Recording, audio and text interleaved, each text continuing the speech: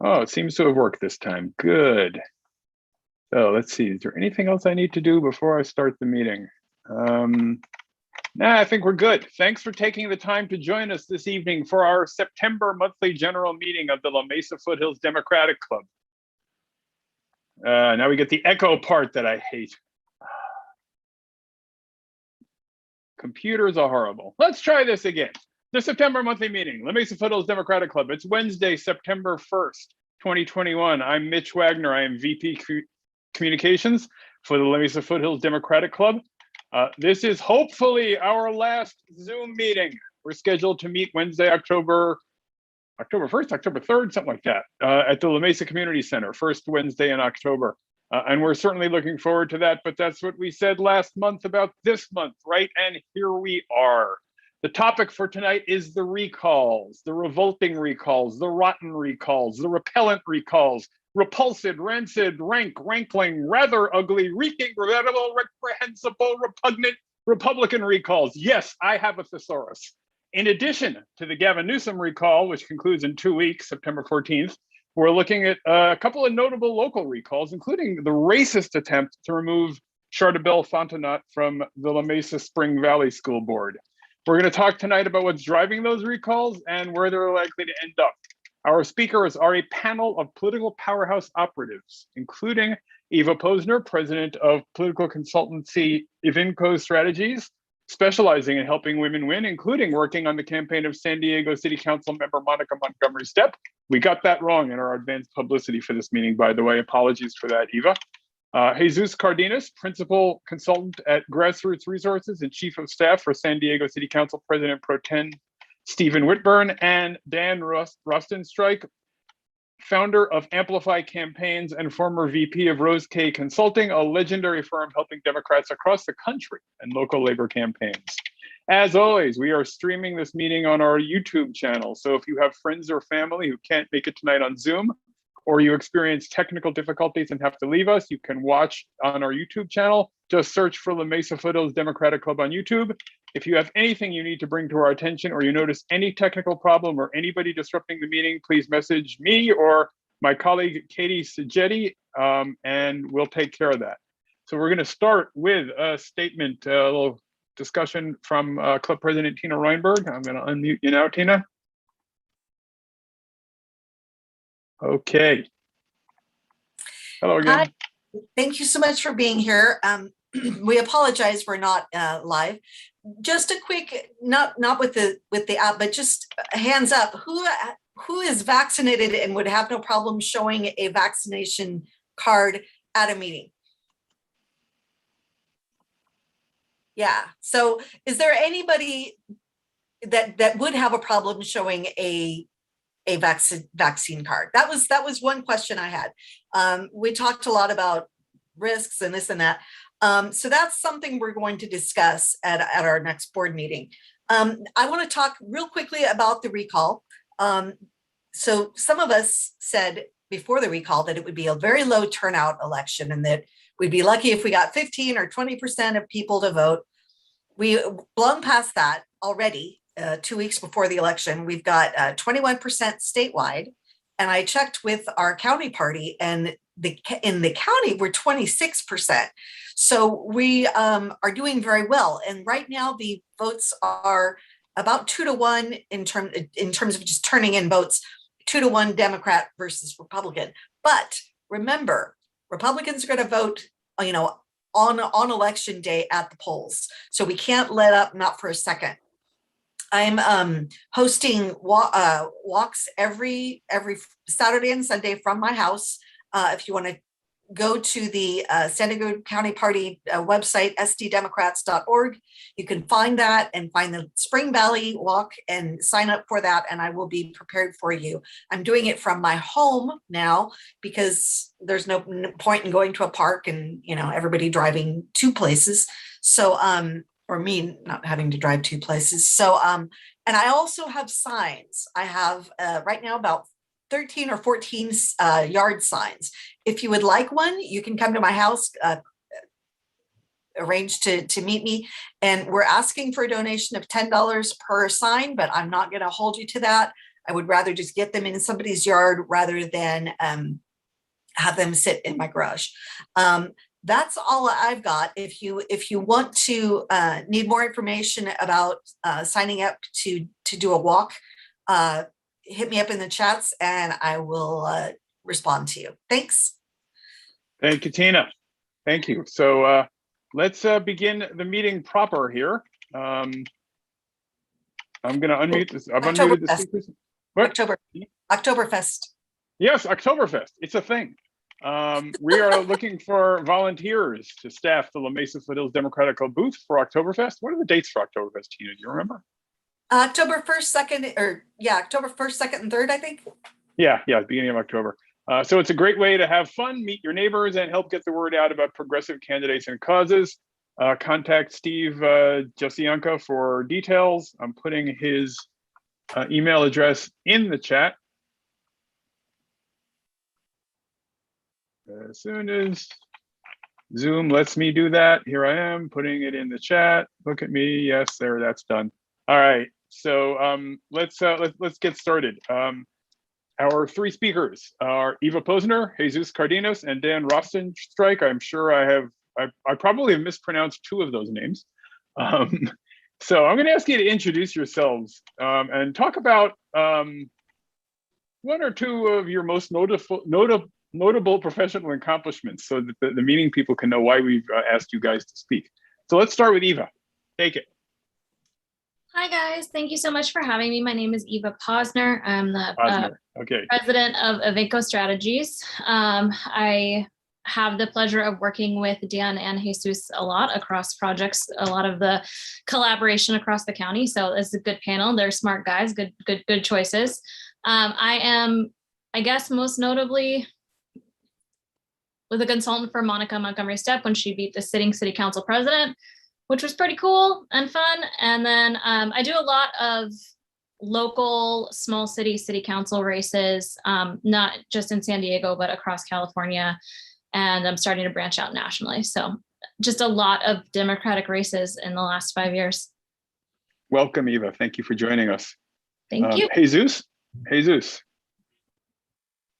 Hello, how are you? This is Jesus Cardenas with Councilmember Whitburn, and used to be the principal consultant for Grassroots Resources.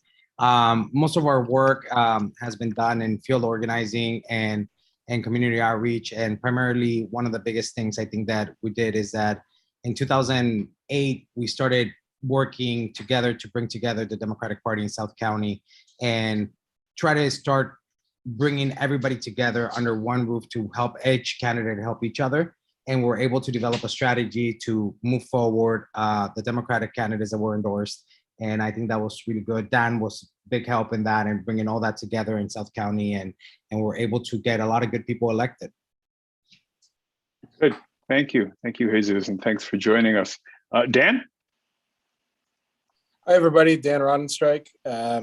I'm a political consultant in San Diego. Great to be here to see a lot of friends. Great to be here with Eva and Jesus.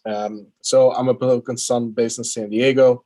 I began my career in the labor movement, doing organizing and politics for the Hotel Workers Union.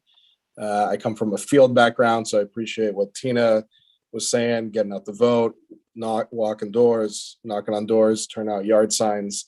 For the last number of years, I've been running campaigns and doing strategy for candidates and progressive groups and labor unions here in San Diego. I led Nathan Fletcher's campaign for the Board of Supervisors in 2018 when he was the first Democratic supervisor, the only Democratic supervisor of 5. Now we have a majority. I was glad to be a part of helping make that happen. I work for the city attorney of San Diego, the city council president, and have been part of many, many efforts in all parts of the county to flip red seats blue and elect progressives and Democrats to office up and down the ballot. Okay, great. Thank you for joining us, Dan. So I'm going to start with our first question. I want you guys to look into your crystal ball and tell us what you think the outcome of the recall is. What is your gut feeling or your data telling you? Let's start with Jesus. Oh, I think one of the biggest things here is making sure that we're turning out our voters, and I think we're optimistic that we're gonna see a no on the recall, and we're gonna be successful. However, we want to make sure that everybody's out and gets out to vote, and I think this is going to be a turnout game, and want to make sure everybody's getting out there. Okay, fair enough. Dan? Well, I left my crystal ball at home. And I don't know what's going to happen, but I agree 100% with Jesus. This is about turnout. It's about getting folks out. It's about getting Democrats out. We know that Republicans are fired up, and the numbers that folks are seeing right now in the mail ballots don't tell the whole story, because Republicans are going to turn out on election day. We saw that big time in 2020. Republicans have been convinced by Donald Trump that mail ballots are fraudulent. I think they've shifted from dominating mail ballots to now dominating election day. And I think we can expect to see a big turnout from Republicans. And, we need to get our people out to vote. The numbers are good. Democrats have something of I think 54% of ballots returned right now are Democrats, but we're missing so many people. The number of young voters who have voted is not keeping pace with the last couple cycles. The Latino community is not turning out at the pace we want them to turn out. We know that if Democrats turn out, we'll win, because this is a Democratic state. It's a progressive state, and the vast majority of voters in the state don't support recalling the governor. But it's really all about turnout, and we have millions of Democratic voters still to turn out. So we really got to put our foot on the gas for the next 2 weeks. Is there anything in particular we can be doing to get the Latino and young vote out? I think it's all, it's about field organizing, right? I think, a lot of folks on this Zoom probably have experienced this firsthand. The most impactful form of communication in any campaign is a face-to-face, one-on-one conversation.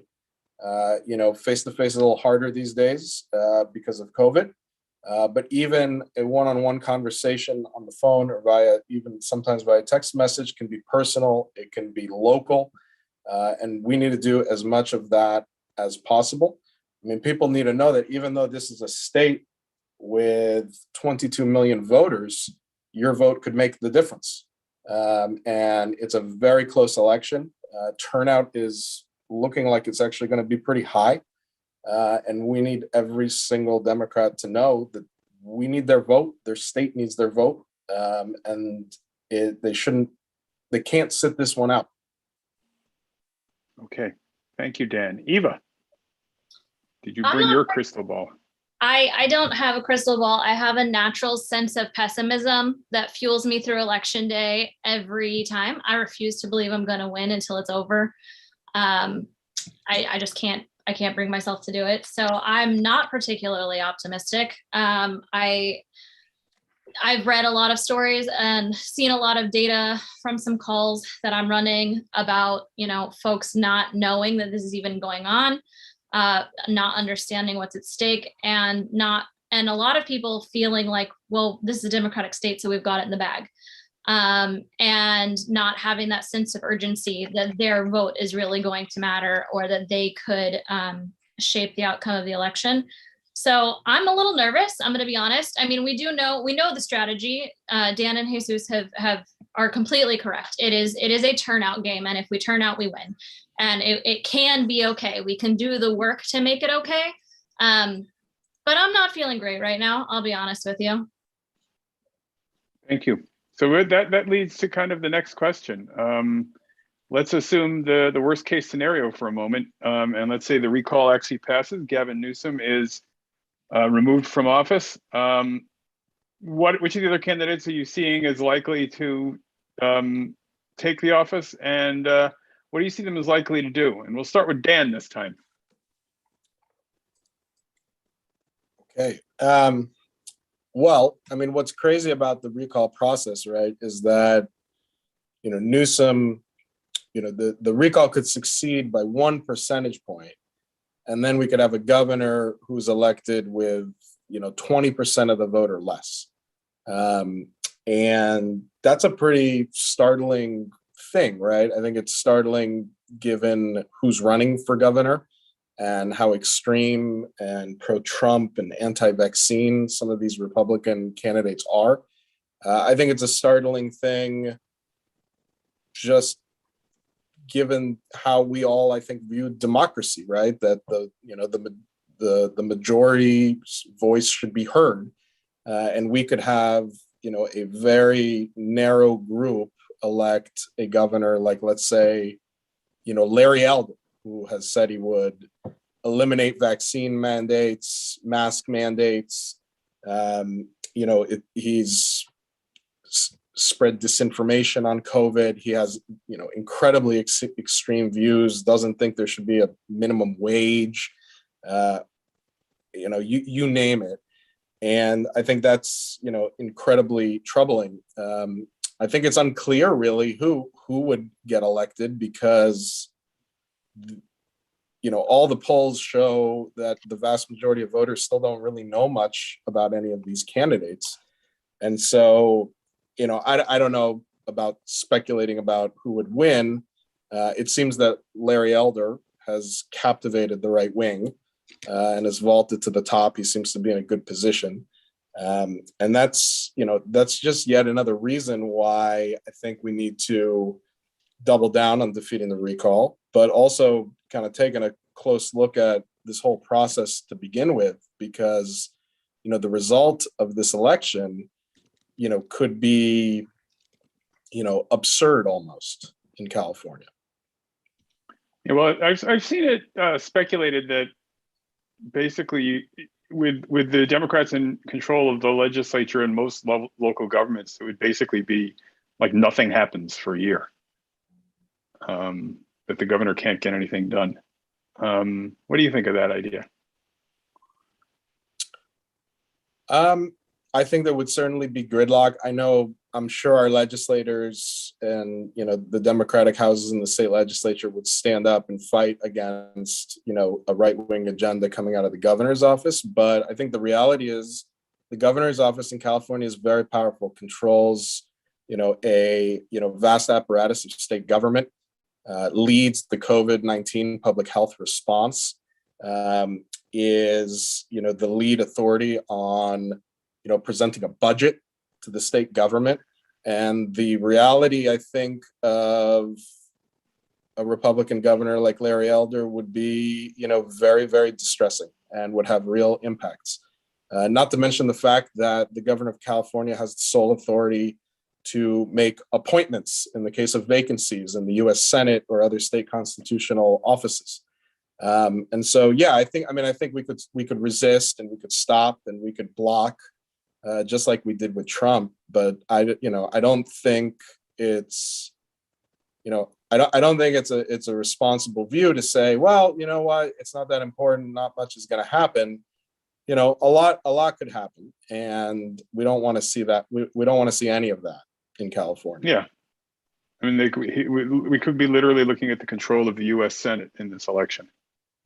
To add on to what Dan was saying, doing nothing in a time of crisis is not an option either. Like, even if the best case scenario with a Republican taking office and the Democratic caucuses holding the line is that nothing happens, that means nothing's happening to fight COVID. Nothing's happening to fight climate change. Nothing's happening across the board for any of the things that we need to get done in order to protect the people of California. So even if the best case scenario under a Republican governor is that we stop everything they do, it also stops everything we need to do. And running the nation's largest economy and the world's 5th largest economy to the ground and stopping everything in a time of incredible crisis on a number of fronts is really not an option. Thank you. So what do you have any other thoughts on what might happen if the recall is successful?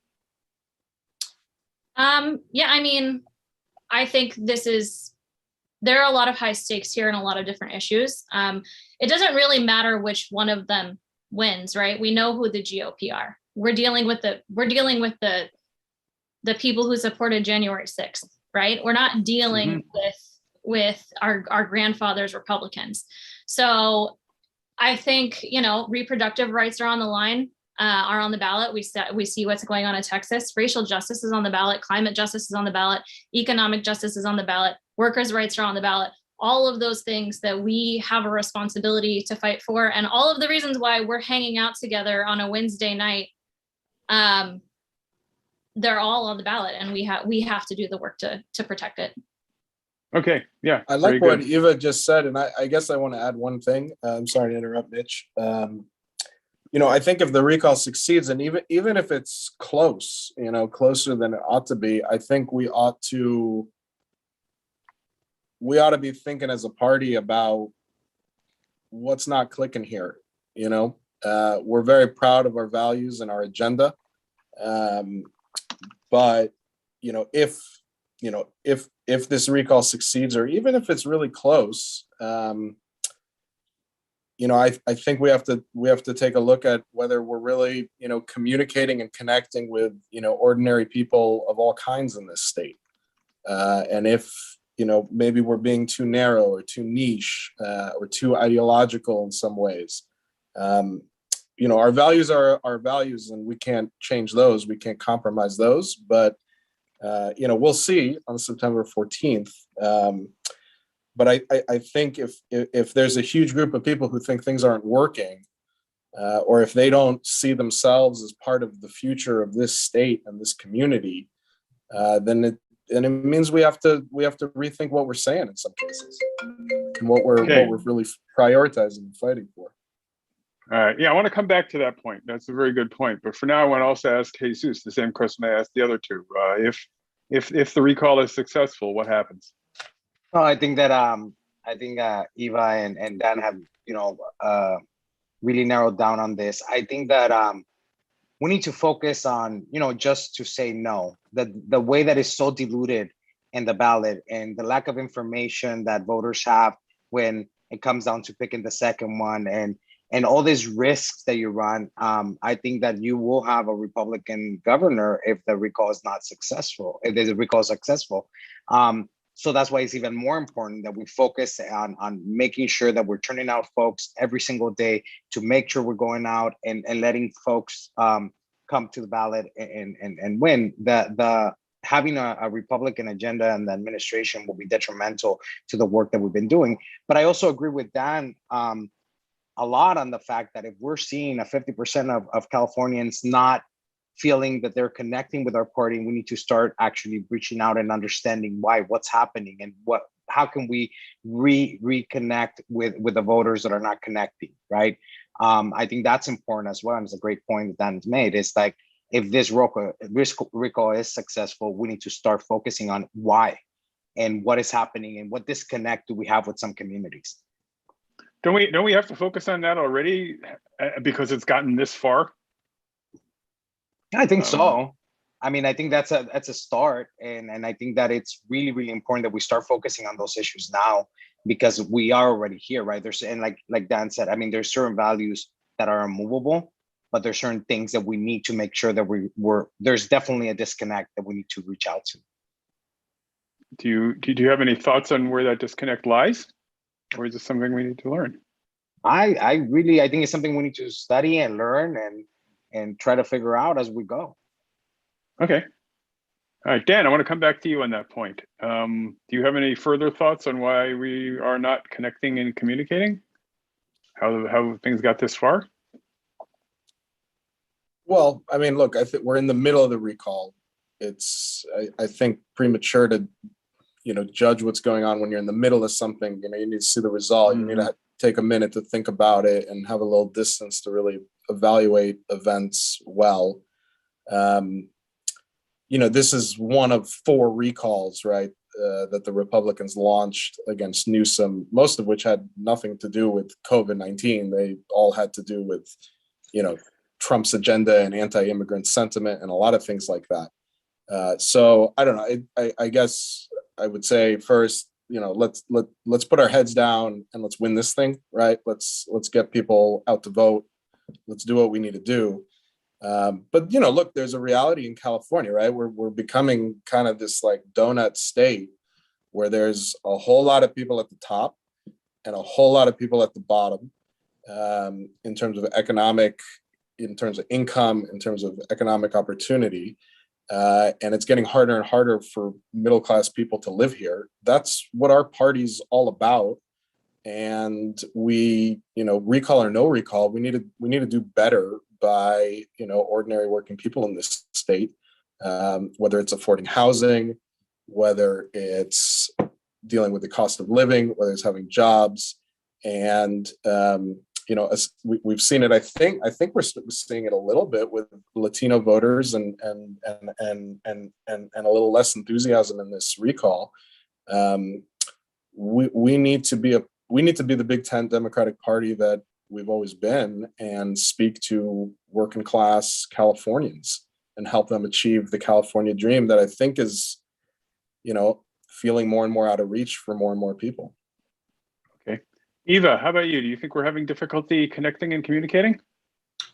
I think the connecting part is probably the key. I think that, traditionally the way that campaigns have been run focuses on talking to the people who are already going to vote. And you spend your money and your resources talking to voters who are going to show up, and you're trying to convince them to vote for you, as opposed to doing long-term organizing in a lot of ways, and organizing communities and registering people to vote and turning out lower propensity voters and convincing them that their vote matters. It's the persuasion model versus the turnout model. And I think, we saw a lot of success. I think the highest profile version of that would be what happened in Georgia with the United States Senate, what Stacey Abrams and her lot were able to pull off. And I think there needs to be long-term investment in talking to people in their communities about what's important to them, and, making sure that they know that the Democratic Party hears them and that we're here to help, and we're not just coming to talk to them when we want their vote. I think we have a responsibility to be more accessible. I think we have a responsibility to govern more accessibly.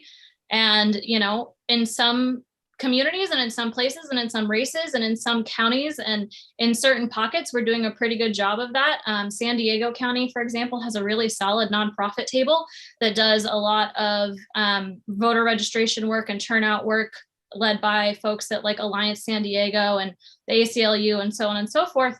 But again, we raise millions and millions and millions of dollars in and out of these cycles to keep people like Dan and Jesus and I employed.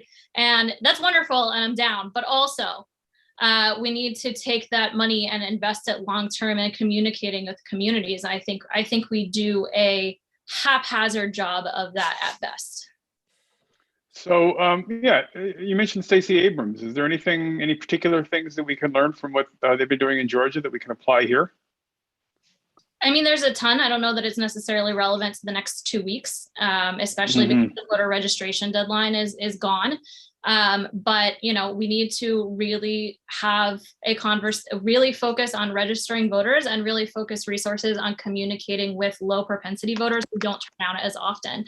The truth of the matter is, all of us on this call, and, maybe most of the friends and family that we spend the most time with, we're not normal voters, right? Where you're not hanging out on this Zoom because you're like a normal human. You're hanging out on this Zoom because you're incredibly involved. You're incredibly plugged in. All of the issues. Normal voters aren't like us. We have this little Democratic Party bubble that is awesome, and y'all are great and cool. But the reality is that we don't necessarily know what's going on in the neighborhoods and on the streets all the time. And I think we have to do a better job of getting outside of our bubble and of talking to everyday people and vulnerable people about the things that really matter to them. I think it's gotten even more difficult with COVID because we can't responsibly canvass at the scale that, we would normally need to do. And that makes it more difficult. So we're going to have to be a little innovative, but there's just a lot of work to do, and I could go on way too long about it. So I'm going to stop. Thank you, Eva. So let's shift gears to the next question a bit. I want to talk about some of the other recalls going on that affect San Diego. I mentioned Charteville Fontenot. Are there others, Jesus? Other recalls that are going on? Yes. Is that the question? Well, I mean, I heard of a few recalls locally that have been happening. I mean, a lot of this stuff that I've heard that has been structured, a lot of the recall efforts normally is done to weaken either the candidate for a future election, or it is right now there's such an energy behind this, masks and the Trump rhetoric that there's a lot of movements. I mean, I heard of a Oceanside recall that we're trying to do. There's definitely a lot of movement within the more conservative folks and the Reform San Diego and those folks to try to go in there and create more momentum for the recall. And it's also to weaken and create that new rhetoric they're trying to do. As far as I know, I mean, there's been a few. Okay, Dan, what are you seeing in terms of local recalls? Yeah, I mean, I think this is like the year of the recalls, sort of, right? And it's not just the Newsom recall, and it's not just local recalls in San Diego, but there's recalls everywhere. And I think in part there's just a lot of agitation and frustration and crankiness from COVID-19 and its consequences. Some of that's understandable, although turning it into a recall is not. And then part of it is, I think, a deliberate right-wing Republican strategy to win seats in low turnout special elections that they otherwise would not be able to win in regularly scheduled general elections. And we saw this actually before COVID, when Carl DeMaio and his group of misfit bandits went after State Senator Josh Newman in Orange County and succeeded in recalling a sitting Democratic elected official who won in a swing district in a very close election, and then they recalled him in a special because he dared to vote for funding for essential vital infrastructure for California. And I think since then we're seeing more and more of it. And now that there's angst, in the community and in people because of everything that's been going on in our lives, you're seeing more of it. And so here in San Diego, we saw many recalls. The city council president in San Diego, who I work for, was targeted with recall. That did not succeed. There was a Democratic elected official in North County who was targeted with recall and actually, more or less pushed out of office because of it. We have recalls against, a number of prosecutors in other parts of the state, some that started, just a few weeks after they got into office. And the one you mentioned in the school board race in East County. And so I think it's a combination of the angst and agitation that just a lot of people are feeling, which is totally understandable. But then it's being manipulated by right-wing Republicans in a targeted, strategic way. And we have to be very watchful of it, because I don't think it's going to end with the Newsom recall. It didn't start with the Newsom recall.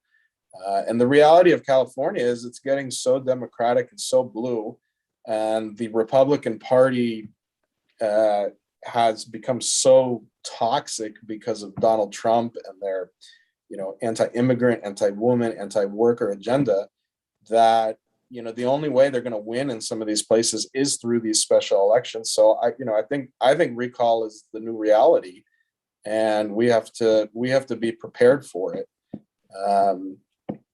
happening more and more and more. Okay, and let's see, Eva, any thoughts on other recalls in San Diego and what's going on there with the trend? There's San Diego Union High School District has a recall.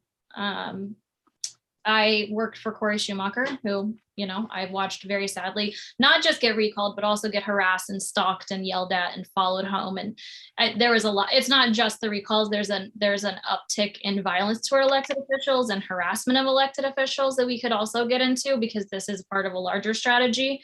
I follow District attorney races pretty closely. I'm a criminal justice reform person, and there's 2 DAs, both in LA and San Francisco, who are facing possible recalls.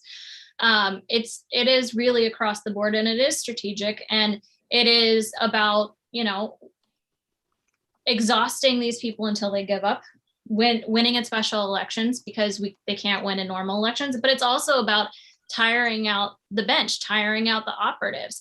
We don't get the time off that we are used to getting. We have to raise the money at 3 times the rate that we're used to. These races are getting more expensive.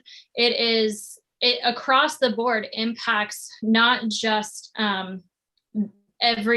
not just the race that's being recalled, but the entire political industry and how it functions, and how we move resources around and make decisions and strategize and target and all of those things. And I think that Deanna is right. I think that recall is the new reality. I think that we are going to have to be prepared to defend our elected officials for the next 5 or 10 years until these people pivot and figure out something else to do. Because right now, their goal is to exhaust us, exhaust our resources, exhaust our voters. If there's an election every 6 months, you really think we're going to be able to turn people out for that over and over and over again, raise the money for that over and over and over again, and tell people that their vote matters this time more than ever? I mean, it makes me so mad, but it's also it's really smart. It is. It's really smart in a situation, strategically in a situation where you cannot win in a legitimate democracy, to manipulate the entire system to your benefit. That's what's happening. It's happening locally. It's happening across the state. It's happening across the country. And I don't think it's going to end anytime soon. And I think we're going to see the recalls stay normal just as much as we see these crazy school board meetings and board of supervisors meetings become normal. Those races are going to become more expensive because they're going to become more contentious and they're going to have more noise. It's just all going to get harder for a while. Okay, you mentioned, go ahead, Dan. I would also add, I mean, at first blush, these recalls seem kind of harebrained, I think, in many ways, and kind of ludicrous almost, because most of them are based on, just thin veneers, an excuse to go after somebody. But the political reality that people should know is, even if you're doing everything right and doing a good job, the recall, just the way the recall is set up, is very difficult for an incumbent elected official to deal with it. And so you look at Gavin Newsom, for example. This is a guy who led the state's COVID response, did a great job, and and a lot else. And if you look at the polling, California voters view him favorably. In terms of job approval, he has, positive job approval. And yet, here we are, fighting to stop, the sage of South Central, this ridiculous radio shock jock, from becoming the next governor of California. And it's not because of any failings necessarily.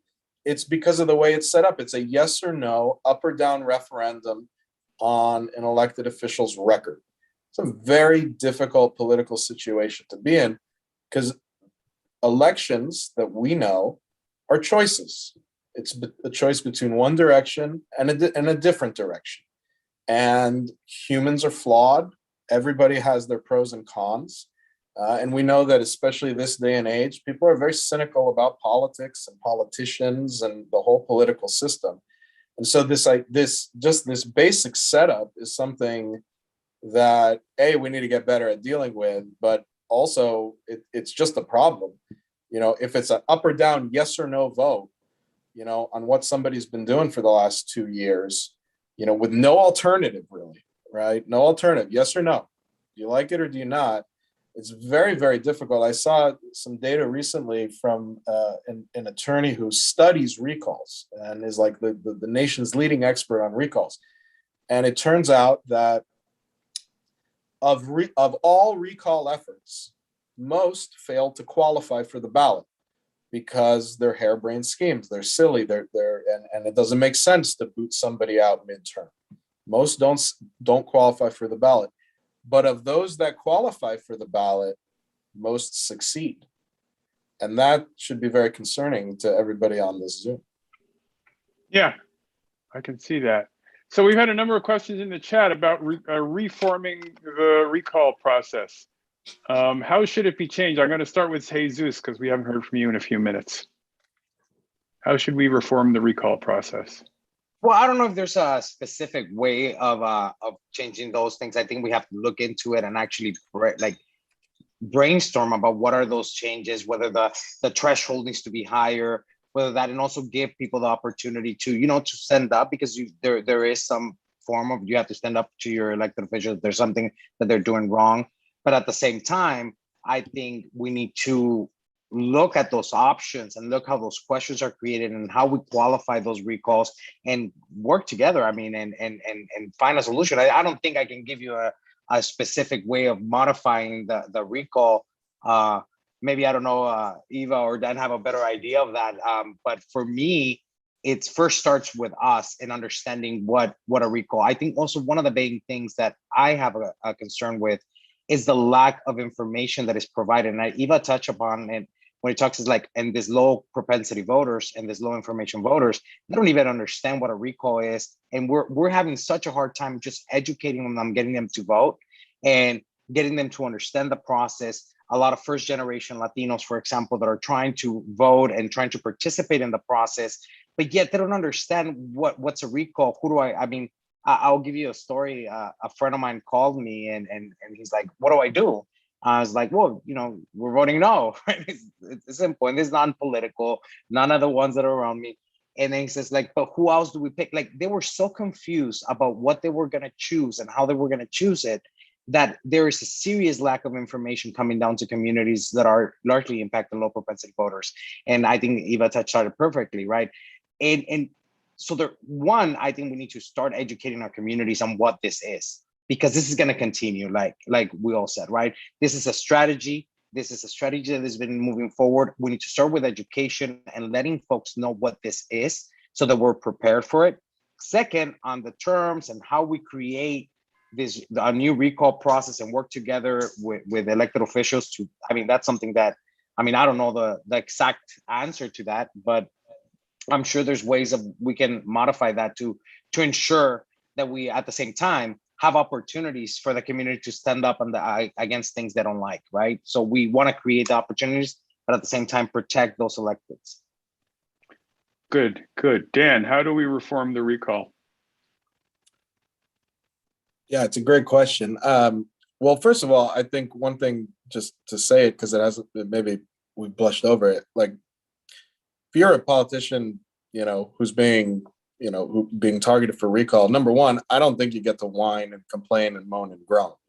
That's part of what you signed up for, and it's you've chosen to be a leader. And if you want to be a leader in this community or any community, you need to stand up and fight and talk to the people about why you're doing this. And so, while I think the system is messed up and should be changed, I think it should be, very clear that it's about being fair to the people and to the electorate and to the voters.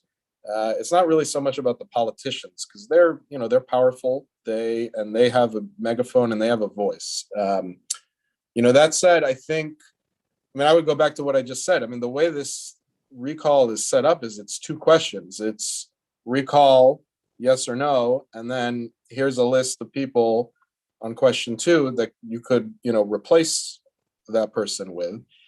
And I think that's asynchronous. It creates this ridiculous setup where you have a referendum on the elected official and then you choose that person's replacement. I don't know that we should be eliminating recalls. I believe in, the people-powered democracy of California and the power of recall and initiative and referendum. I think, those were great reforms from the first progressive movement of the early 20th century. And we ought to be careful about undermining that. But I think one simple change could be to make it one question. If the people want to remove somebody from office midterm, hold an election and have them all run for office. You want to, let's select the next governor. And instead of having two questions, one recall, one replacement, just have it be one, like any other election, like every other election where people choose between candidates. And then we wouldn't be having this ridiculous discussion about, vote no on the recall, leave it blank on number 2. We'd say, okay, where do you want California to go? Do you want Governor Newsom or do you want Governor Eldon? And it would be a much more straightforward process. Maybe other people have other ideas. I'm not a policy expert, but every other election works that way. Why not this one? Yes, I like that idea. It's almost European. We're not going to have a recall anymore. We're going to call a special election. Yeah. Eva, your thoughts? How do we reform the recall process? I'm not as in love with all of the democracy as I think Dan is, and I would get rid of it completely. I think people run for re-election, and there should be a mechanism for holding, elected officials accountable. They commit crimes, do something awful. There should be a way for the legislature to remove them, maybe hold a special election after that, something like that. If you're going to keep a recall, the signature threshold should certainly be higher. I think that it should be held on a normal election date. September 14th is freaking ridiculous. I don't understand why it's not the second Tuesday in November like everything else is. Making it as easy as possible, and the election itself, that if the recall is going to exist, making it look as much like a normal election as possible. I like Dan's idea of just a straight up special, but place it in November when everyone's used to.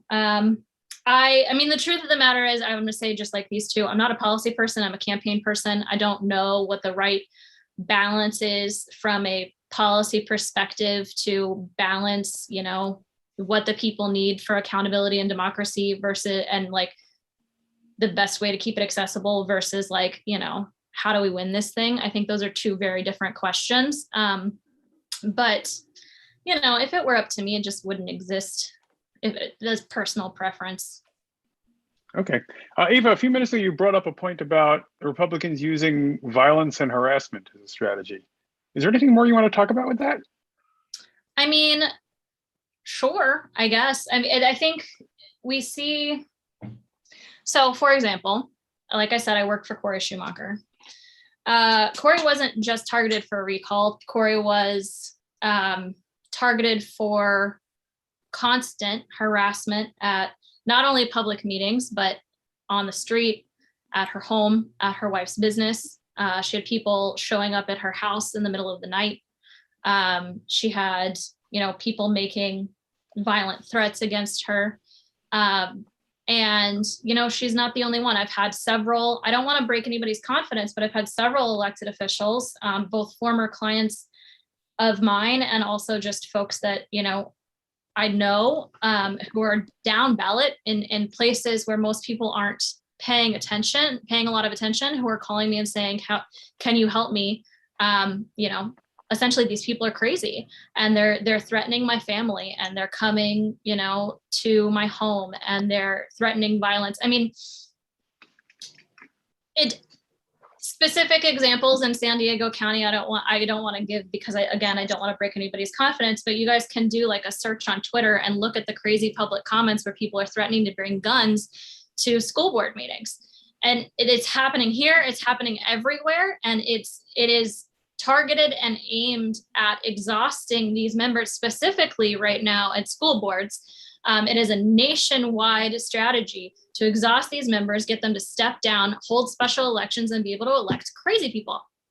And it's really, really sad because public servants, and I'm with Dan, you don't get to whine. You signed up for this stuff. It's a hard job. If you didn't know what you're getting yourself into, sorry. Anybody who's on this Zoom running for office, it's friggin' hard. Don't do it if you're a wimp. Okay. Moving on. It is also incredibly important, impactful, it's self-sacrificing. They give of themselves. And a lot of these people particularly in down ballot, these are, if you're getting paid at all, you're getting paid some low monthly stipend for something that's supposed to be a part-time job that takes over your entire life, especially if you're getting harassed all the time. I mean, it's just wild. We are asking our elected officials to take risks in this post QAnon era that that have not had to be taken before. And I, for one, think that we need a strategy to deal with that too, but that's another Zoom. Yeah. Okay. And I want to add really quick to that Eva's comments. One of my biggest concerns is that it's already hard enough to find people that want to serve. It's hard enough to find candidates that want to pursue and be in the public life and want to actually, run for office. And this doesn't help, right? It is our responsibility as Democrats to identify leadership, cultivate that leadership, and encourage them to run and participate in the process. And how is our younger generation is going to start looking at elected officials like, I don't want to do that. I don't want to be elected. I don't want to get yelled at. And that now becomes a bit another issue with local politics, where I'm sure one person here in this Zoom has at one point tried to convince somebody to run for office and has, we need somebody in those school boards. We need somebody to run. We need somebody to challenge the status quo. And it's so difficult even now with so much, everybody wanting to, participate, to find and identify people that want to run for office, that it's even harder now with all this rhetoric going around. So I agree with Eva 100% on that. Okay. All right, let's Dan, do you have anything you want to add on the violence and harassment front? Sure. I mean, I think the scary thing is that it's not, this isn't something that we, somebody needs to relate a story that you may not have heard of or whatever, right? We all know how, vitriolic and incendiary politics have gotten, since Donald Trump. And it's not even, there are threats and there are, things that happen that you don't hear about, and that's scary and it's real. But it also happens on, live television. Look at the last two county board of supervisors meetings. This one last night, where the board of supervisors was voting to declare COVID-19 misinformation a public health crisis, something we all know. We've seen this, right? That people are spreading crazy conspiracies, anti-vaccine information. We're trying to make sure people get vaccinated and stay safe. And one, I believe, just 2 weeks ago, where they were making a recommendation, not a mandate, but a recommendation that companies and corporations require and insist that their employees get vaccinated. And the vitriol and the anger that ensued, hundreds of people coming to these meetings and shout, number one, spreading misinformation, number two, shouting invective and ugly language, but also just straight up threats, right? There were people there last night who said, we are going, you are a tyrant and death to tyrants. And, as crazy as it sounds, you are in violation of the Nuremberg Code and the punishment is death. This is just being said in a public meeting room, right? And it's being live streamed on YouTube and the county TV station on cable. And it's, it's very real. It's really a part of our lives. And I don't know the answer. I'm not sure government has the answer, right? We went from a place where we had President Obama, when he took office, said, we can disagree without being disagreeable, to Donald Trump, who called people criminals and rapists and anti-American and everything else. And it's something in our society that we have to deal with, but we should know that it's not necessarily something that's just hidden and on the fringes. It's right in front of us, and it's very, very concerning, I think. Okay, let's shift gears a bit. Let's go back in recent history. When and how and why did San Diego flip from red to blue? Jesus, start with you this time. Oh, well, I think that's been a long going process. It didn't just happen from one day to another. And I think when we started working, I mean, I think in Chula Vista, we had a Republican mayor. We had, a Republican majority at one, and this wasn't the recent history. We're talking about within the last 10 years, right?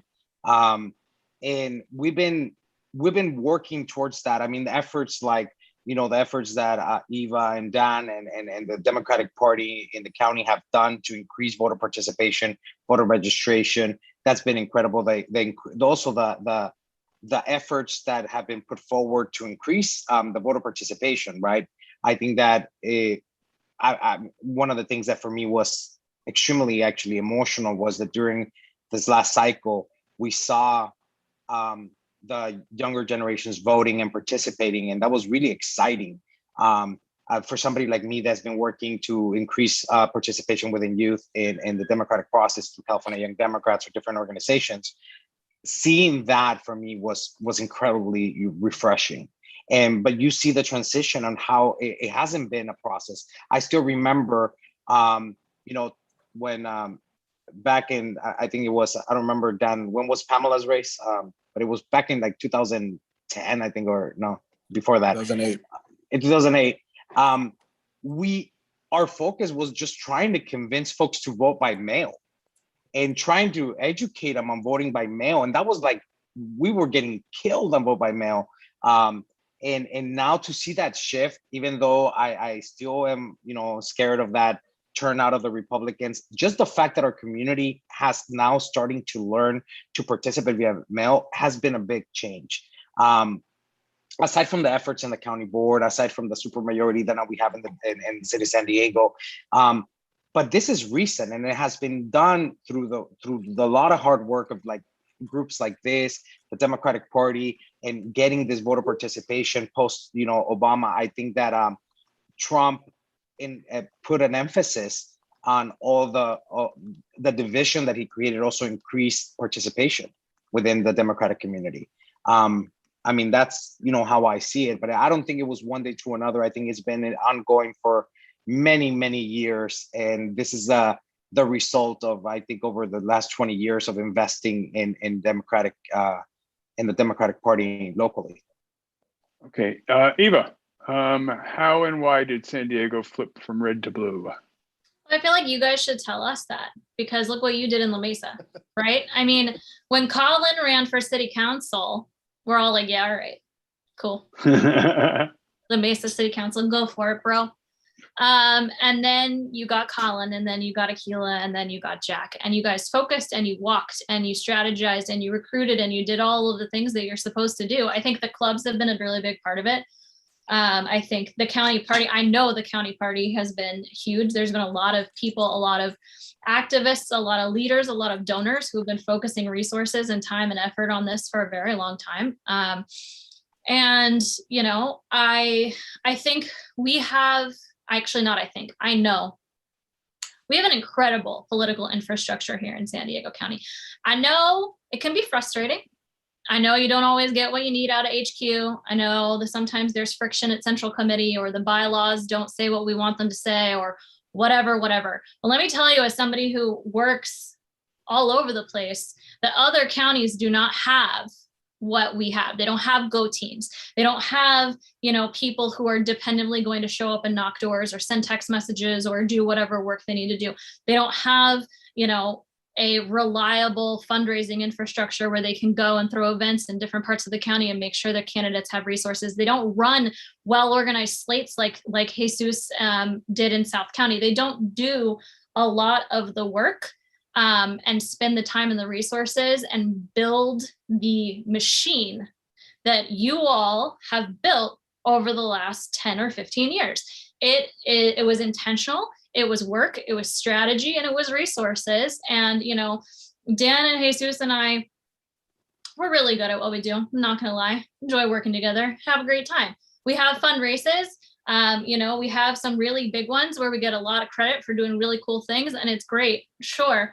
But at the end of the day, we're also working inside an existing county party infrastructure that is incredible compared to a lot of other places. And I think that that work that has been done by the dedicated volunteers and donors, both in labor and the San Diego County Democratic Party, and in general, the progressive community in San Diego is why we flipped blue. Thank you. Dan, how and why did San Diego flip from red to blue? Well, I think what Eva just said was very well said. I mean, I have just a couple of thoughts. I mean, I think number one is I don't think you can underestimate the role of the labor movement in many of these victories. When I moved, I'm a San Diegan now, but I'm I think relatively new here compared to a lot of other folks. And I moved here in 2008, and we had a Republican mayor, a Republican city attorney. It was a 5-4 Democratic majority on the city council. It was razor thin. 3 of the 5 congressional members were Republicans. And the Chula Vista City Council was, I believe it was 4-1 Republican, which is like almost hard to fathom, right? And when I look through like almost every single one of those victories, turning the Chula Vista City Council around, winning seats on the Board of Supervisors, changing the way the elections were held so it wasn't rigged for the Republicans in these June primaries, and ultimately winning a majority on the Board of Supervisors. Obviously, the mayor's office in San Diego, in 2012, that was short-circuited, but then recently again. And now getting to like an 8-1 Democratic majority on the city council. I don't think a lot of those victories happen without, an organized, mobilized, focused labor movement working in most instances in close partnership with the Democratic Party. And I think that's very important. If we lose that, I think we have big problems, and we don't make more gains. The other thought I had is a little different, just in terms of the voters. The interesting thing about San Diego is it was blue for a long time before it flipped blue. And if you look at the election results for president or for governor, and even some of the congressional races, San Diegans were voting for Democrats. They voted for Jerry Brown. They voted for Barack Obama. They voted for John Kerry. But those votes at the top of the ticket weren't translated into victories for Democrats further down the ballot. There's a lot of reasons for that. But ultimately, that shift was, I think, was one of the biggest shifts. And, I remember working on, a pretty big citywide race here in 2012, where we actually coined the term, our pollster did actually. It was called Democratic Defectors. And these were Democrats who voted, who considered themselves Democrats, identified as Democrats, had the values of Democrats, voted for Democrats for higher office. But when it came to local office, they voted for Republicans. They voted for Jerry Sanders for mayor, or later on Kevin Faulconer for mayor. And the challenge then was to stop the Democrats from defecting. And that has changed. That's changed because a lot of what Eva talked about, that's changed because of the work that's being done on the ground by clubs, by unions, by others. And then ultimately, I think the levee broke when, Donald Trump got elected president, essentially. And it just became unfathomable for Democrats to defect anymore. And that's something important to think about, because it doesn't discount any of the work people are doing. I think but it does suggest that simply having registration advantages doesn't necessarily mean you win. And it doesn't necessarily mean you get the majority on your school board or your council or whatever it is. And we've had some great election cycles recently in San Diego, but we shouldn't and ought not to be complacent because, even when San Diego was red, for a long time it was still blue, and that could be the future again if we're not focused. Okay. So next question, I'm going to start with Eva on this one. We want to talk about Reform San Diego and Reform California. Who and what are behind those guys? Carl DeMaio, it's a grift. There's nothing else to say. And there's a great Voice of San Diego article, if you want to read it, all about how Carl DeMaio frauded a bunch of donors and goes in and pretends to spend money on things, but then actually raises more money than he spends and like hurts his own cause. It's a really good time. I'll find the link and put it in the chat. It's a grift. It's a grift to build his ego that came out of a think tank in Washington, D.C. And we can't discount it because they have resources and they have strategy, and they're obviously, willing to change the rules at any given moment in order to try to win. And we're going to have to react to it. But, Carl DeMaio sucks. Okay. Dan, anything you'd like to add?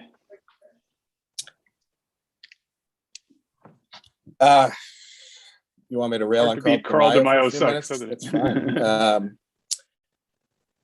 Yeah, look, I think Reform San Diego, or whatever Carl DeMaio's group was, behind a lot of, behind the Newman recall. It was kind of the early forerunner of recalls, and was sort of a, insidious innovator of this whole thing.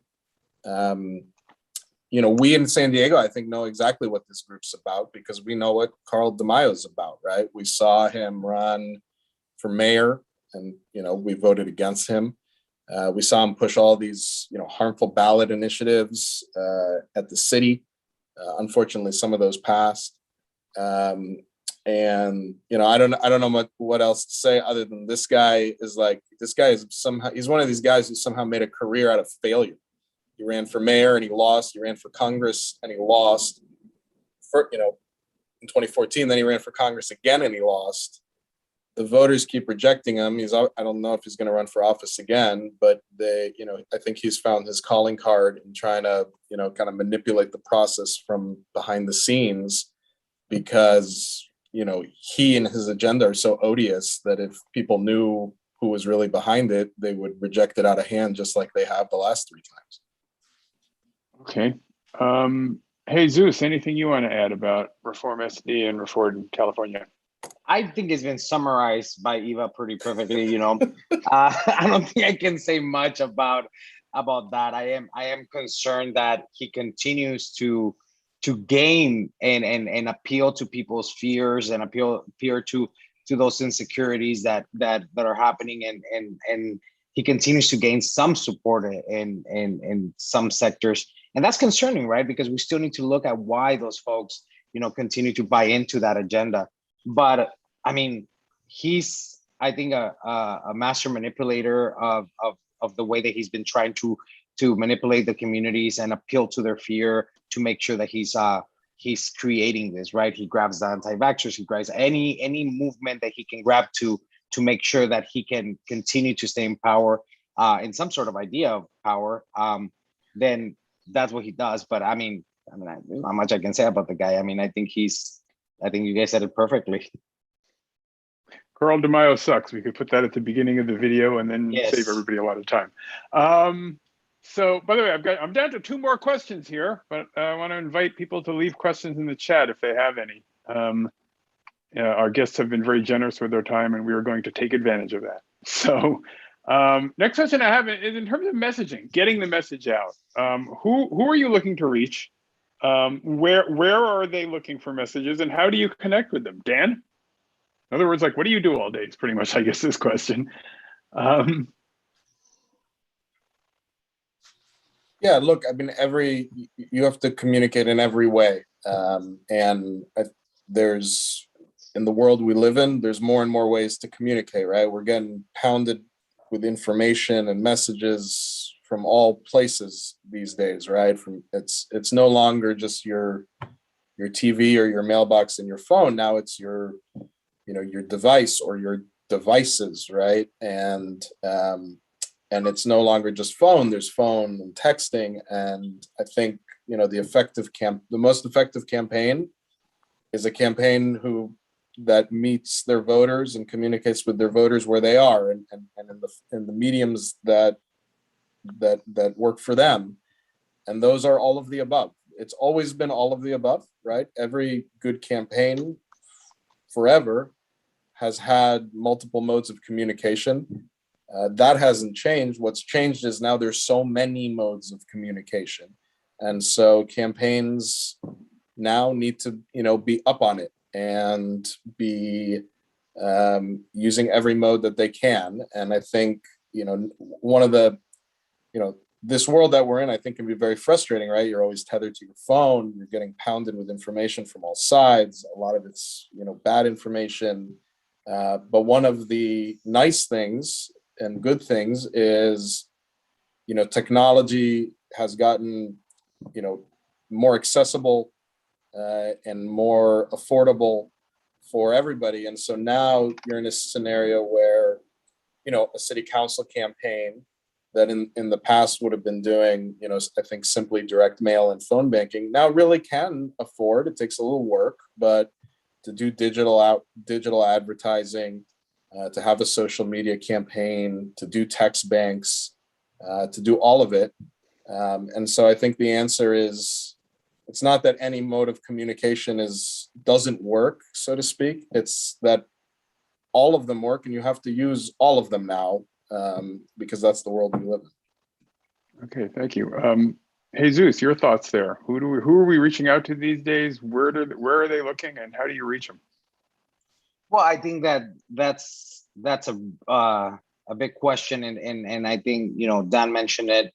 Now there's so many forms of communications, so many ways to reaching folks that we always have to go back to basic. And one of the basic things is be able to connect with people on a peer-to-peer base, door-to-door. It's always going to be really effective. One of the strategies that we always, have been working on is making sure that we are also recruiting and involving folks within the communities of the folks that are running for office. It is really critical that these people, they know, right? When we started doing a lot of, youth groups, one of the goal was to find folks that knew, like within the Latino community. One of the things that we had a challenge with in immigrant communities is that nobody realized that young people are the ones that open the mail, file the documentation, they fill out the Social Security forms, they do all this work for their parents, right? So we decided, and as a team, and everybody, Eva and Dan have always supported this efforts, is to reach out to younger folks to ensure that they can communicate to their parents. Who's going to open the ballot? It's going to be the younger folks. It's going to be the oldest in the family. Like I used to in my house, always, my older sister used to check the mail. And so we always continue to have those communications. And now social media and now text messaging has allowed us to be able to connect with those folks a lot more. I think somebody just told me that, Chula Vista, for the first time, young people outvoted the parents, right? We're starting to get to that point where the education has to trickle, because obviously in a Latino community where I come from, they're having two jobs. They're struggling with affording rent. They don't have the luxury to sit down and look and study a ballot, go through everything. So it's our responsibility to make sure we're communicating with them. I mean, social media wise, it's been a great breakthrough to make sure that we're able to communicate, interact with them. But I will always go back that there's nothing more valuable than that face-to-face interaction, that community by community aspect, to be able to reach that. I mean, not too long ago, when we were talking about, 2008, it wasn't normal to do a mail piece that had Spanish on it, in South County. It wasn't a normal thing. Now it's been done everywhere, and we're working on a lot of campaigns, and it wasn't just not common that we include Tagalog messaging, that we included. So we're able to communicate with communities that are truly impacted by the decisions of the lawmakers, and that really impacts their day-to-day lives. And our job has always been, how does this affect home, right? You have to narrow it down to their values. And in one conversation, we were talking about Latino voters. They were saying, how do you reach Latino voters? And I said, they care about the same things you care about. They care about education. They care about jobs. They care about the same things. It's not necessarily, the anti-immigrant agenda is not necessarily that. It's more talking to them about their day-to-day lives and how we connect with that. The labor movement has done, and Dan expressed earlier, a great job bringing those things with the Democratic Party together and actually reaching out to the working class. So one of them, aside from that, the social media, the direct mail, the TV ads, all that, nothing beats be able to communicate with people in their language, in their cultural competent language, which is also really important. Latinos, just in Chula Vista, Latinos from the east side are a little bit different from the west side. So you have to communicate a little bit different from the way that you talk to them. And it's learning. And at the end of the day, I think that the best communication is when you actually are listening to the community and just, restating what they're telling you. And that's what we do. Okay, Eva, any further thoughts on how to communicate, who to communicate with? And I agree with both of them. I think is the easiest way to do it. There is always and should always be a big emphasis on field organizing, peer-to-peer communication, and having quality conversations with voters. But if you're looking at a countywide or a statewide situation, like we are with some of these recalls and some of these bigger races, it's just not humanly possible. You can't canvass the state of California. You can't canvass the county of San Diego. A countywide race in San Diego County is larger than a governor's race in 20 other states. Where we work and what we're dealing with here, the electorate that we're dealing with is gigantic. And you have, people who speak so many different languages, and you have refugees, and you have, the highest concentration of Native American reservations of any county in the country. There are so many different communities and so many different culturally competent and necessary ways to reach out to them to really break through that, doing that organizing, doing your research, making sure that you're targeting. The short answer is that it depends on where you're running for office and what you're running for. But as you're doing those targetings, that you're doing it in a way that allows your message to have integrity and allows your campaign and your candidate to really be themselves and talk in the sweet spot where their interests and values align with the interests and values of the voters that you're talking to. With the asterisk that you also have to talk to them multiple times, particularly if you're dealing with low information voters or low propensity voters, and you need to talk to them in every single way that they might get to you, because the chances are you're not going to get to their door, and you're probably not going to get even a phone call in if you're looking at some of these bigger races. So you do have to do all of those new technologies, and you have to constantly stay up in all the different ways that you can target people. You can do this thing called geofencing now. I just learned about this the other day. It's crazy. You can literally draw a line on a map, like when you're cutting turf, and you can put in a digital ad to that specific location based on the office that you're running for in that specific location. Isn't that wild? There's so many different tools that we have available to us now to talk to people in every single different way, in every means of communication. And breaking through the noise and really getting to them means doing all of it. That's very interesting. I want to ask any of you who want to speak on this, rather than just call you off by names. A very selfish question here. I focus a lot on digital for the club here. I do the email, I do the Facebook, I do the web, I do the Zoom, as you've seen. What's the strengths you're seeing there in those particular meetings? What are things that work digitally and that maybe we should be looking more at, and things that you've seen that maybe haven't worked? Any of our three guests? No one's volunteering, so I'm going to make Eva talk first because you're the biggest photo on my screen at the moment. I saw Jesus turn his camera on. He can take it if he wants. Okay. Go for it. You start. Okay.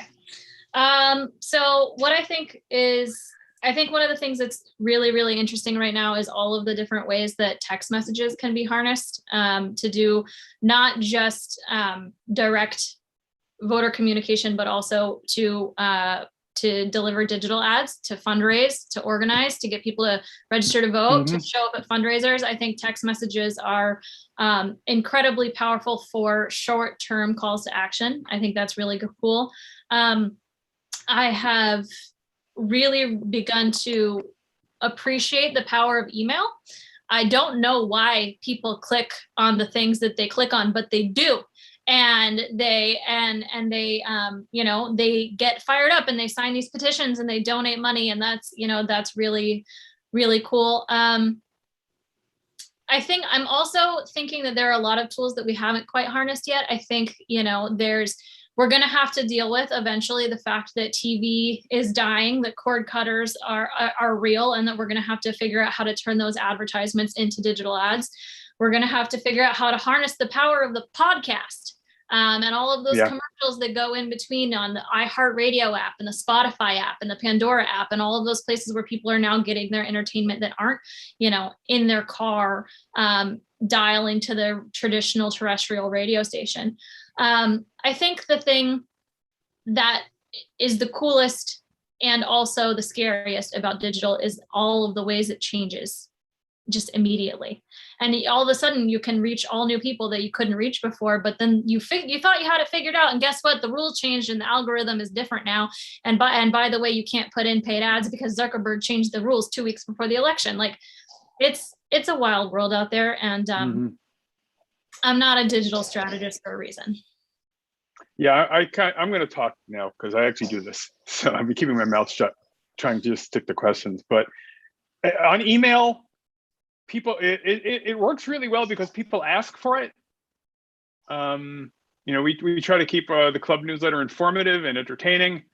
And I know a lot of rules for digital marketing, and I break them because those rules are designed for things like retail, where you're trying to almost trick people into opening them. People have signed up for this email. They want this email. If they're not getting the email, I hear about it. Yeah, Facebook's a mess. It's almost like it was created by a bunch of college kids who never really thought it through. Oh, wait, it was. Yeah, those are my only insights on this, I think. And I'll add, Jesus, go. I'll add a little bit. I think that as a club, one of the tools that you have on social media and some of that is that you have an ability to communicate not just with your immediate group, with your membership, but is to expand your membership and look at ways to, through these new technologies, to make sure you're informing that, you know, your club is not only responsible for your immediate membership, but also for the Democratic community around your geographic area. So a lot of the things that as a club, and we tried to do it in a couple of clubs in South County, we haven't started it yet, is to try to reach out to your community through this digital ads that you can actually, you know, target is specific to the voters, and you can actually say, this is what we're doing, this is who we are, join us, involve, and creating more resources available for education through social media or through these platforms. That's what I think where the value of social media and digital comes, right? As a club, you're able to communicate with a broader audience, whether through text messaging, not necessarily limited to your membership, but actually expand and help, you know, promote the candidates or the electeds that you guys want to promote. And there's a lot of ways that you can do that. I would encourage, you know, work with a party and stuff like that, but there is ways of expanding your universe to not, you know, to more than things. Email, you know, I think that it's a smaller group that is like constantly looking at that, but you want to start reaching out to a broader audience and making sure that they're participating and yet they see you as a resource. And I think that that's one of the things that we always try to accomplish, right? That the Democratic Party is a resource to the Democratic members of our communities. So, I mean, that's my only 2 cents on that as a club, from a club perspective. That's very good. I think that one of the great things about digital is that it allows you to try things out, you know, and test things out, you know, take things for a trial run that in other instances, either you could only do on a very small scale or you couldn't do because it's too expensive, right? You can't print multiple walk pieces or multiple pieces of mail. You can't in most campaigns you can't, right? And in most campaigns and in most efforts, you can't, you're lucky if you have one TV spot, right? And then, I think we've all kind of been there probably in field campaigns of, let's try this today, let's try that today. But ultimately, that it's a very small group of people that you're talking to, and the feedback could be a little skewed, right? It's not a great sample. But with digital tactics and digital engagement and digital organizing and advertising, you can try stuff out. You can take risks, you can do different things and it doesn't cost a lot of money, right? You can do a post on something that, hey, maybe this isn't the core message, but it's something creative and fun. Let's see what people say. Let's see if it clicks. Emails, there's a cost, but it's really very small usually, right? And the same for text messages and other things. And so I think that's one of the great things about digital organizing and digital advertising is, it allows you to be flexible and try things out. And I don't know about everybody else, but I don't, when I work on a campaign, at least at the outset, I definitely don't have all the answers. I don't have everything nailed down.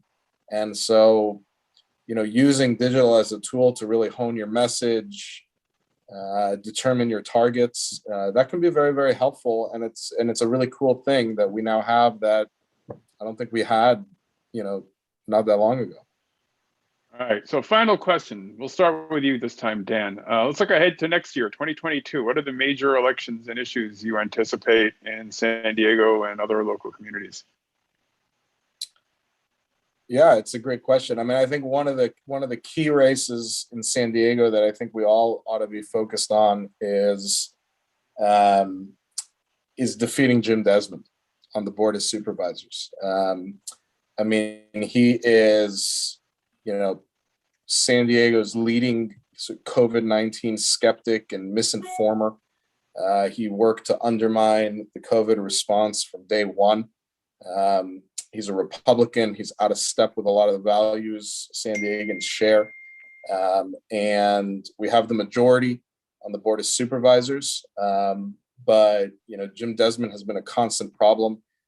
And he's basically turned into the de facto leader of the Republican Party in San Diego.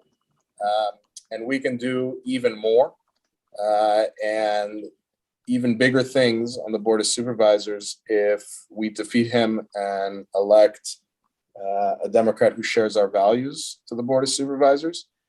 There's obviously other races that are important. There are other seats that are important. But in terms of next cycle, I think that's one that as a party and as a movement, we should all be super focused on. Okay. Jesus, 2022. Well, I mean, I cannot deny that beating Desmond will be the #1 priority for the party and will be super important for keeping the majority. But I also think that we need to focus on preserving what we have and making sure that we put our focus and support the local candidates from La Mesa to, Chula Vista and San Diego, making sure that we have that support base and that we continue to have that support. We are now in preservation mode. We need to make sure that we continue to elect and we continue to support our Democratic legislators. As somebody like the city of Chula Vista, right, would right now, with all the moving parts, could technically have a Republican council member or a Republican mayor when we have 4 or 5, we have candidates running for mayor in Chula Vista. So we still have a lot of work to do to preserve and maintain that. I think at one point I told Dan, in Chula Vista, there's one district that, may go Republican, and we need to make sure that we're there and we're supporting that district to continue to have those majorities and to continue to move a progressive agenda. But at the same time, Desmond will be great. Okay, thank you. Take them out. I think we've covered what we need to cover. Is there anything any of you 3 speakers, excellent speakers, would like to add? I think the other thing that we need to keep in mind for 2022, actually 2 things. One is that we can. Oh, I'm sorry, I forgot. One day, Okay, it's okay, don't worry about it. We can wake up one day and live in a completely different political reality because of redistricting. There's a once in a decade remaking of California. We're losing a congressional seat, of San Diego. San Diego County, our districts are going to look very different. And there's a chance that that complicates things for a little bit and makes things a little bit messy. For my purposes, it's probably kind of fun, but you know, it could be a little bit of chaos. Absolutely double down on Desmond, get rid of him. Horrible, horrible human being. The other thing that I'd like to point out though, is that school boards are going to be targeted nationally by conservatives and the Republican Party, by crazy people who are going to try to brainwash our children to undermine democracy. And we can't let that happen. And school boards also happen to be the one level of government that we haven't gotten a majority of Democrats in the last 10 years through the county party. We're still in the 40 percentile range on number of Democrats elected to school boards. So we should really, really focus on that.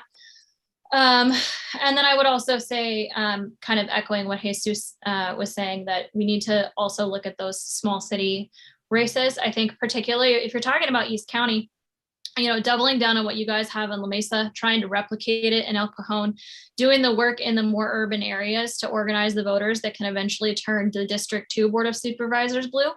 It is possible, it is doable, but it is going to take work, and it's going to require people to run for office at all levels of the ballot. Okay, thank you. So anything any of our speakers would like to add before we let you go? All right, I guess not. Thank you very much to all of you, to Dan Rottenstreich, Jesus Cardenas, and Eva Posner. And before we continue with the next part of the meeting, we're going to stop for a commercial break. Once again, please volunteer to beat the Newsom recall. Walk a neighborhood or phone bank for the 2 Saturdays and Sundays between now and the election, September 14th. I'm putting a link in the chat where you can sign up to do that. There we go. Link is in the chat, and you can please do that. We need you. California needs you. Additionally, it's time to pass the virtual hat. Contribute to the club.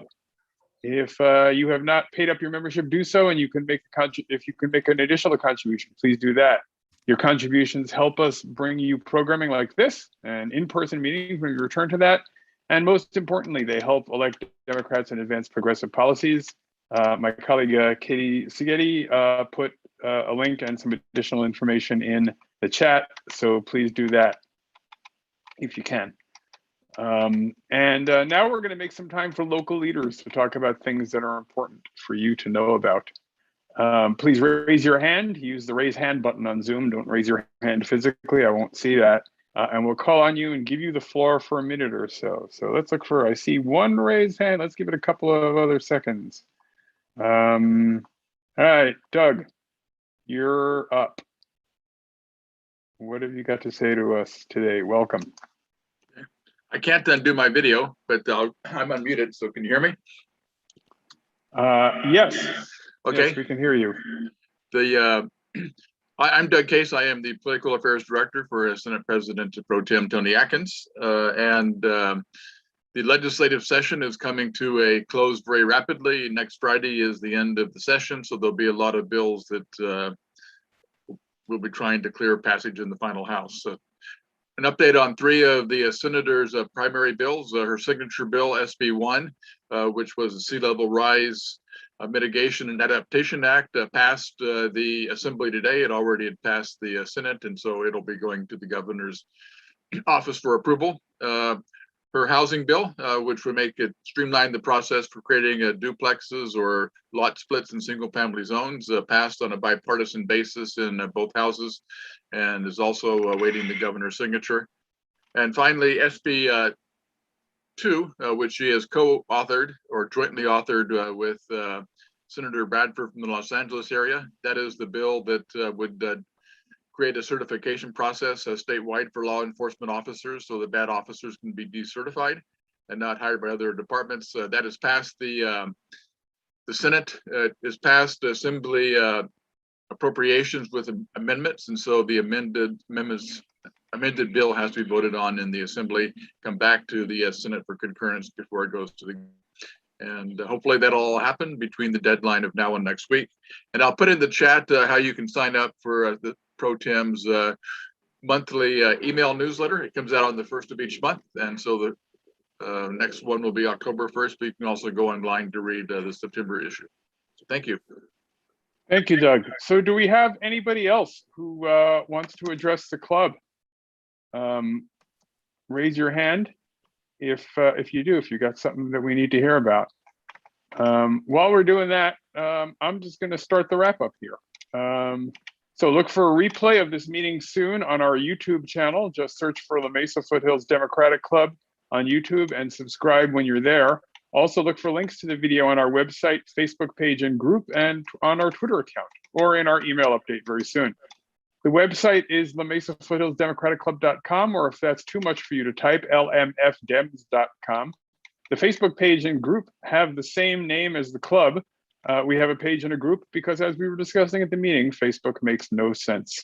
On Twitter, we're LMFDems, and if you want to sign up for our email updates, go to the website and look for the Get Email Updates link at the top of the page.